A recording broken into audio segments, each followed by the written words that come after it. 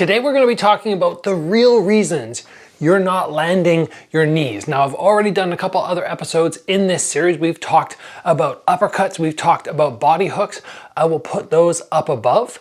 And what I really want to focus on today is not only technically why you might not be landing shots, but I want to make sure that you have the mindset, the understanding about how to land the knees, how to set them up. There's so much to talk about, so let's roll that intro and dive right in.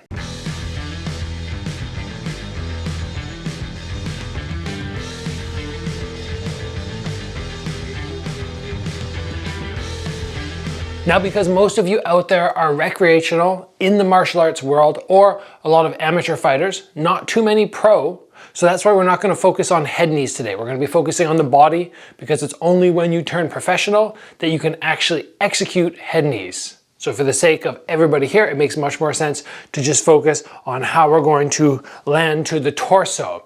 Now, getting the shots, the knee, directed into the body is based on many aspects, but you're going to stumble, you're going to falter, you're not going to have the confidence you need if, first and foremost, your technique is not on point. So let's run through a few of the finer details before we get to the mindset and the setups of the knee. First off, when I see people, beginners mostly, execute knees, one of the most common mistakes that I notice is this heel is not tucked in tight. When this is tucked in tight, you see that I'm able to poke more with my knee, whereas when I start getting to here, my foot might batter against their knee, their shin, something. If I lift and my foot connects, then my knee is gonna have power drawn away. So make sure you're getting that good tuck as you execute. In addition, we want to get a poke through as opposed to a lift. A lift is not going to help much. We want to go through that stomach. To make sure we go through, we want to disconnect our heel from the ground.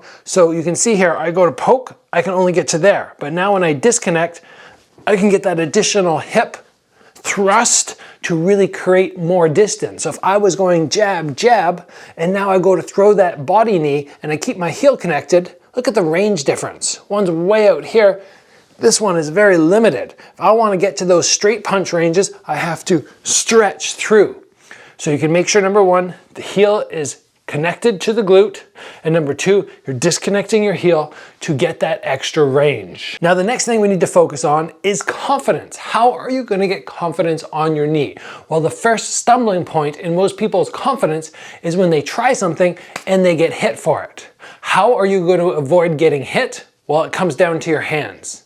If I throw my knee like this, every time, or I swing my arm down low, there's a good chance I'm gonna eat every punch that happens to get thrown as I go to execute my knee. So hand positioning is very important. We have multiple options. We can control somebody's neck and collapse them, so their their punches are not gonna be powerful. Once I grab, I can bury my head down and then just start firing those knees in. That's one option. Option number two, instead of grabbing with two hands, I can grab with one hand. I don't go to this side of the head, I come to the opposite side so my shoulder is protecting my jaw, and then I can control as I hit them. Option number three, my hands stay high and one elbow pulls across my face, so any shots that come up the middle are going to be deflected by the forearm and the elbow. All of these are great options. If you execute those correctly, then the counter punches won't come and land as frequently, and then you'll start going, oh, I'm more confident in this knee because I know when I throw it, I have a way to keep myself safe, and then you will throw more often and start actually landing. Now, the next point that might be holding you up is, how do I set up the knee?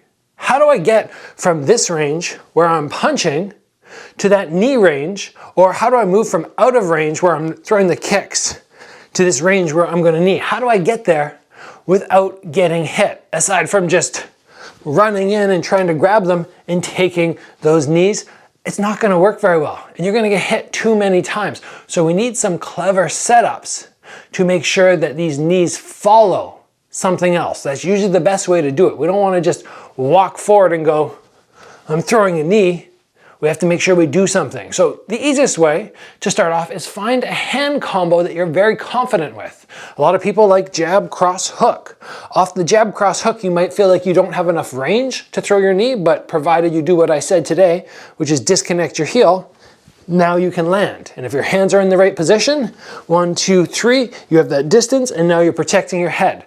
So off any punch combo, you can get a nice knee going. If you like your lead one, 1, 2, 3, 4, skip.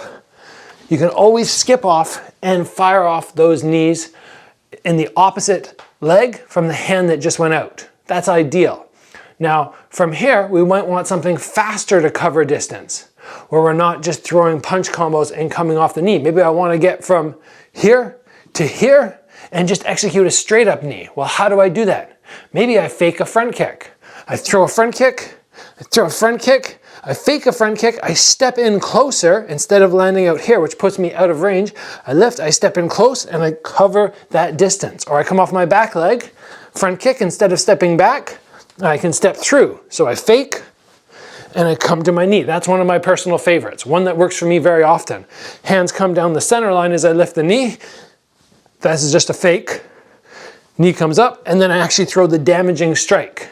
Right from here, 1, 2. Very, very safe, very, very effective. So we can throw off a hand combo, we can throw off a front kick fake, we can wait until somebody attacks us. If they throw something, we parry a shot, we block a hook, and right after, boom, we throw a knee. Or we block a hook, boom, we throw the knee. Because when people execute punches, their body's exposed. So if I throw a big hook and you block it and throw back a knee, boom, boom, yes, it's gonna work very nicely. And the final one I wanna talk about is covering a lot of distance really fast. I can just come from here, pump up my lead leg, but instead of pumping and stepping, I'm just gonna slide, boom, and come right in. I can even throw a punch as I do that, boom, and right in, boom, and right in. If you look at everything I talked about today, number 1, executing the technique correctly. Number 2, building confidence because you know your defense is solid. Your hands are in the right position. You're not gonna get countered. Number 3, you learn to cover distance really fast. You don't just have to throw from one range. You can throw from multiple ranges. You can use it defensively. If you have these down, you're gonna feel so much more solid in executing these. And in addition, if you really wanna get them down, start doing clench work. Doesn't mean you have to throw knees from the clench. I don't always do my clench work from right here. Sometimes we just disconnect, and then I move forward and I throw a couple things, then we get back to that clench, break out, step in, throw.